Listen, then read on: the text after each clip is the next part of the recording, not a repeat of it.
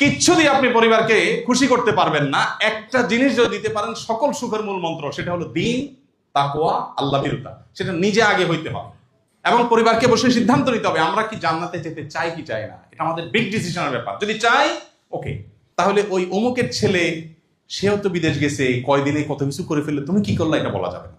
আমি হকালালি চলবো, হকালালি চললে অনেক কিছু হয়তো হবে না। সিদ্ধান্ত নিতে হবে পরিবারকে নিয়ে বসে আলোচনা করে, দিন তাদের মধ্যে দিতে হবে। ইনশাআল্লাহ দেখবেন তারা দিনদার হয়ে উঠবে। নিজেকে এবং পরিবারকে দিনদার হিসেবে গড়ে তোলার উপায় হলো কোরআন হাদিস পড়েন, নিজে আমল করেন, ইসলাম বিষয়ে জানার চেষ্টা করেন, মানার চেষ্টা করেন, আর দিনই সার্কেল মেনটেন করেন। যাদের সাথে উঠা বসা করবেন তারা যেন দিনমুখী হয়। যাদের সাথে যাওয়া আসা করেন, সব টাকা পয়সা, আপনার পোলাপান যে বাসায় যায়, ওর বাপ আজকে মোবাইল নিয়ে আসছে, কালকে জামা দিয়ে আসছে, সারাদিন ভাবসাব দেখায়, তো আপনার বাচ্চা এগুলো শিখবে। আপনি তাকে পরিবেশ দেন যেখানে গেলে সে দিন শিখবে।